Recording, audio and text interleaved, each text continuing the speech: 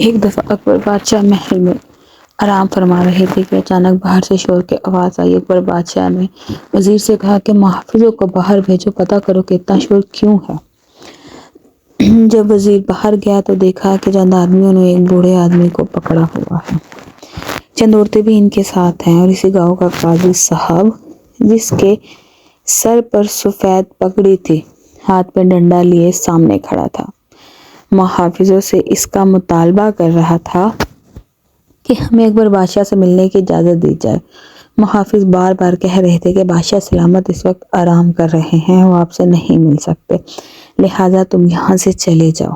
وزیر واپس آیا، آ کر بادشاہ کو ساری صورتحال بتائی کہ قاضی صاحب جو کہ اس گاؤں کا ہے وہ آپ سے ملنا چاہتا ہے۔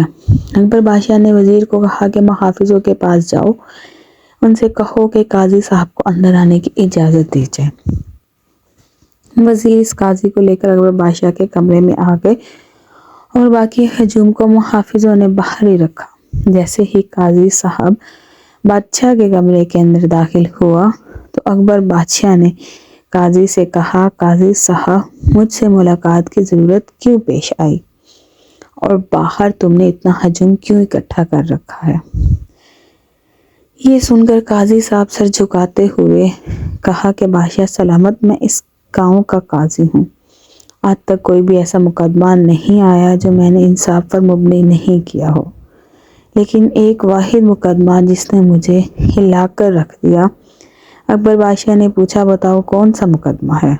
تو قاضی صاحب نے کہا، بادشاہ سلامت، میرے پاس ایک بوڑھی عورت ایک مقدمہ لے کر حاضر ہوئی۔ اس کے ساتھ ایک نوجوان لڑکی تھی۔ اس بوڑھی عورت کے شوہر کو گاؤں کے لوگوں نے پکڑا ہوا تھا۔ میں نے بوڑھی عورت سے پوچھا، بتاؤ کیا بات ہے، تم نے اس کو کیوں پکڑا ہوا ہے؟ تو بوڑھی عورت نے کہا کہ یہ بوڑھا آدمی میرا شوہر ہے اور یہ نوجوان لڑکی میرے بیٹے کی گھر والی ہے۔ میرا بیٹا ایک بڑے تاجر کے ہاں ملازمت کرتا ہے اور میرا بیٹا تجارت کے سلسلے میں تاجر کے ساتھ اکثر اوقات باہر آتا جاتا ہے، لیکن ایک ماہ پہلے ایسا ہوا کہ مجھے خبر ملی کہ میری والدہ کی طبیعت خراب ہو گئی، تو میں نے اپنے شوہر کو کہا کہ تم مجھے ماں کے گھر لے چلو۔ پھر اس نے مجھے کہا کہ میں کسی کام کے سلسلے میں باہر جا رہا ہوں، اس لیے میں آپ کے ساتھ نہیں جا سکتا۔ خود ہی لے کر سواری اپنی ماں کے گاؤں میں چلی گئی۔ پیچھے میری ایک بہو گھر میں اکیلی تھی اور میرا شوہر جانتا تھا کہ میری بہو گھر میں اکیلی ہے، کیونکہ گھوڑے سے گرنے کی وجہ سے اسے چوٹ لگی تھی اور وہ چل بھی نہیں سکتی تھی، لہٰذا مجھے مجبوری میں اپنی بہو کو گھر میں اکیلا چھوڑ کر جانا پڑا۔ میرے شوہر نے بہانہ بنایا کہ میں بھی کام کے سلسلے میں باہر جا رہا ہوں، اس لیے میں نے پڑوسی عورت کے ذمہ لگایا کہ تم میری بہو کی دیکھ بھال کرتے رہنا، اور میں اپنی ماں کے گھر چلی گئی۔ لیکن جیسے ہی میں واپس آئی تو میری بہو سر پیٹنے لگ گئی اور مجھے کہا کہ میرے سسر یعنی آپ کے شوہر نے مجھے اکیلے میں میرے ساتھ زیادتی کی اور مجھے خاموش رہنے کے لیے ڈراتا رہا۔ میں نے اس وقت اس کو کہا کہ کچھ نہیں بتاؤں گی، لیکن میں جانتی ہوں کہ اگر میں آج چپ کر گئی تو یہ ساری زندگی مجھے اسی طرح ڈرا ڈرا کر میرے ساتھ زیادتی کرتا رہے گا اور اس بات کا پتہ بھی کسی کو نہیں چلے گا۔ میں فوراً قاضی صاحب کے پاس گئی اور کہا، قاضی صاحب، میرا مقدمہ سنیں اور میرے شوہر کو سخت سے سخت سزا دیں تاکہ آنے والے وقت میں کوئی بھی سسر اپنی بہو کے ساتھ ایسا سلوک نہ کر سکے۔ میں نے اس عورت کو یقین دلایا کہ اسے ضرور انصاف ملے گا۔ مقدمے کا دن مقرر کیا گیا اور مقدمے والے دن عدالت لگ گئی۔ میں نے سب سے پہلے اس کی بہو سے پوچھا، آپ بتاؤ کیا ماجرا ہوا؟ تو اس نے وہی الفاظ دہرائے جس طرح اس کی پہلے ساس کہہ چکی تھی، لیکن اس بوڑھی عورت کے بزرگ شوہر کے الفاظ بالکل مختلف تھے۔ میں نے جب اس سے پوچھا تو اس نے کہا، قاضی صاحب، میں کسی کام کے سلسلے میں اپنے دوست کے ساتھ شہر سے باہر چلا گیا۔ جس دن ہی میری بیوی گھر لوٹی اسی دن میں گھر لوٹا، لیکن جیسے ہی میری بیوی بہو نے گھر میں قدم رکھا تو میری بہو نے سر پیٹنا شروع کر دیا اور اس پر گندے گندے الزام لگانا شروع کر دی۔ یہ سن کر مجھے سمجھ میں نہیں آئی کہ کیا کرنا چاہیے۔ قاضی صاحب نے کہا، میں کیسے معلوم کر کے تم میں سے کون سچا ہے اور کون جھوٹا؟ اس مقدمے کی کارروائی کو شروع ہوئے تقریباً 4 دن ہو گئے ہیں، لیکن ابھی تک میں انصاف تک نہیں کر سکا، کیونکہ جب میں لڑکی کی باتوں کی طرف دیکھتا ہوں تو مجھے سارے ثبوت اس کے سسر کے خلاف جاتے ہوئے دکھائی دیتے، لیکن میں جب اس کے سسر کے پہلو کی طرف دیکھتا ہوں تو سارے ثبوت اس کی بہو کے خلاف جاتے ہیں۔ مجھے سمجھ نہیں آ رہا، لہذا آپ انصاف کرنے میں ہماری مدد کریں اور بوڑھی عورت کا مقدمہ آپ سنیں۔ اکبر بادشاہ نے کہا کہ کل تم بوڑھی عورت، اس کے شوہر اور اس کی بہو کو حاضر کرنا، میں کل ہی اس مقدمے کا فیصلہ کروں گا۔ صبح کا وقت ہوا، بادشاہ سلامت عدالت میں تشریف لائے۔ قاضی صاحب ان تمام لوگوں کو لے کر عدالت میں پہلے ہی سے پہنچ چکے تھے۔ جیسے ہی بادشاہ اپنی نشست پر بیٹھا تو قاضی صاحب نے کہا، بادشاہ سلامت، آپ کے حکم کے مطابق یہ سب آپ کے سامنے حاضر ہیں، آپ بھی ان کا مقدمہ سنیں اور ان کے درمیان فیصلہ کریں، ان میں سے کون مجرم ہے اور کون پاک دامن ہے۔ یہ سب سننے کے بعد اکبر بادشاہ نے دوبارہ ان کے دلائل سنے اور تھوڑی دیر سوچ میں پڑ گیا۔ اس کے بعد بادشاہ سلامت نے 4 سپاہیوں کو حکم دیا کہ جاؤ 2 گدال لے کر آؤ، اسی جگہ 2 بڑے بڑے گڑھے کھودو۔ حکم کے مطابق 2 گڑھے کھود گئے، یہ تقریباً 4 فٹ کی گہرائی کے تھے۔ بادشاہ نے حکم دیا، ان گڑھوں کو صاف پانی سے بھر دو۔ حکم کی تعمیل ہوئی، گڑھے پانی سے بھر دیے گئے۔ تمام درباری یہ سارا منظر دیکھ رہے تھے کہ بادشاہ سلامت کیا سر انجام دینے والا ہے۔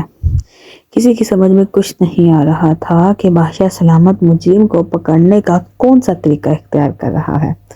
حتیٰ کہ وہ قاضی بھی حیران پریشان تھا کہ بادشاہ نے مقدمہ سننے کے بجائے کن کاموں میں سپاہیوں کو لگا دیا ہے۔ اب بادشاہ نے سپاہی کو کان میں کچھ کہا اور تھوڑی دیر بعد سپاہی ایک بزرگ بابے کو لے کر عدالت میں حاضر ہوا۔ اس بزرگ بابے کی داڑھی بالکل سفید تھی۔ بادشاہ نے سپاہیوں کو حکم دیا کہ بزرگ کے سامنے 2 گلاس پانی کے رکھے جائیں۔ حکم کی تعمیل ہوئی اور وہ 2 گلاس پانی کے رکھے گئے۔ بزرگ نے کچھ پڑھ کر دونوں گلاسوں پر پھونکا اور پھر بادشاہ نے حکم دیا، یہ پانی کوئی عام پانی نہیں بلکہ خاص پانی ہے، یہ پانی اپنے اپنے گڑھے میں ڈالے۔ جیسے ہی یہ پانی خشک ہوگا، ان دونوں میں سے جو بھی مجرم ہوگا تو اس گڑھے کا رنگ سرخ ہونا شروع ہو جائے گا۔ بادشاہ نے حکم دیا کہ ان دونوں کو گڑھوں میں کھڑا کر کے جس کے گڑھے کا پانی سرخ ہوا، اس کا سر فوراً قلم کر دیا جائے گا اور اس کے بعد کسی بھی دلیل کی گنجائش نہیں ہوگی۔ بادشاہ نے جلاد کو حکم دیا کہ پانی ڈالنے کے بعد فوراً ان دونوں کی گردنوں پر تلواریں رکھ دینا اور جس گڑھے کا پانی سرخ ہو اس کا سر قلم کر دینا، کیونکہ وہی مجرم ہوگا۔ آپ لڑکی اور بزرگ کے چہرے پر پریشانی کے تاثرات تھے اور وہ ہجوم کو عجیب نظروں سے دیکھ رہے تھے۔ بادشاہ سلامت کے حکم کے مطابق ان دونوں نے وہ پانی اپنے اپنے گڑھے میں ڈالا اور جلاد ان کی گردنوں پر تلوار لے کر کھڑا ہو گیا۔ اب تھوڑی دیر گزری تھی کہ ان دونوں کے جسم سے پسینہ نکلنا شروع ہو گیا، کیونکہ دونوں سوچ رہے تھے کہ اگر میرے گڑھے کا پانی سرخ ہوا تو یہ جلاد فوراً میرا سر قلم کر دے گا۔ دونوں کو اپنی اپنی موت نظر آ رہی تھی۔ ابھی چند ہی لمحے گزرے تھے کہ پانی خشک ہو رہا تھا۔